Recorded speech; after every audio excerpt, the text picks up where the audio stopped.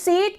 हालांकि दिल्ली की मुख्यमंत्री आतिशी जिन्होंने अपनी सीट बचा ली है, ये थोड़ी राहत की खबर। हाँ, ये लेकिन हैरान करने वाली भी खबर है, क्योंकि लगातार वो पीछे चल रही थी सुबह से, लेकिन अचानक से ऐसा मोल्ड हुआ, चुनाव गिनती इतनी मोल्ड हो गई कि उन्होंने जीत हासिल कर लिया है कालका सीट से, क्योंकि लगातार सुबह से हम मॉनिटर कर रहे थे तो पीछे ही चल रही थी। रमेश बिधूड़ी जो है उन्हें टफ फाइट दे रहे थे, लेकिन मंत्री बिल्कुल सीएम आप कह सकते हैं, सीएम ने अपनी सीट बचा ली है। हालांकि अरविंद केजरीवाल जो कि 3 बार से लगातार मुख्यमंत्री रहे, वो तो सीट बचा पाने में नाकामयाब रहे, लेकिन आतिशी ये बड़ी राहत आम आदमी पार्टी के लिए कह सकते हैं कि कम से कम इतनी करारी हार या इतनी औंधे मुंह तो गिरती हुई नजर नहीं आ रही है। मुख्यमंत्री ने अपनी सीट बचा ली है। आतिशी जो कि कालका जी विधानसभा सीट से चुनावी मैदान में थी, वो जीत चुकी है। रमेश बिधूड़ी जो है बीजेपी की तरफ से थे, और इसके अलावा कांग्रेस की तरफ से भी देखिए दिग्गज नेता को उतारा गया था, और इसके बाद से ही लगातार ये कयास लगाए जा रहे थे कि फाइट अगर टफ होती है तो पाला किसकी तरफ जाता हुआ नजर आएगा, क्योंकि रुझानों में बीजेपी लीड लेती हुई नजर आ रही थी। और ये बड़ा उलटफेर,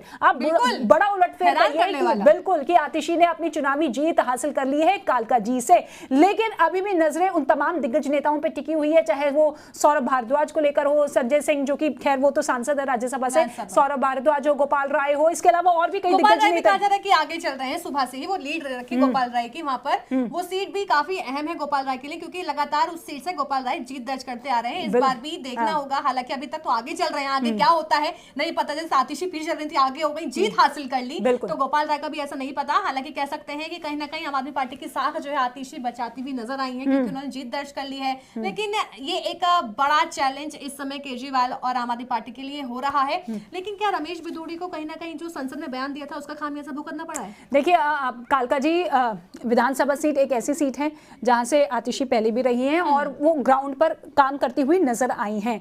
रमेश बिधूड़ी का अपना एक वोट बैंक है।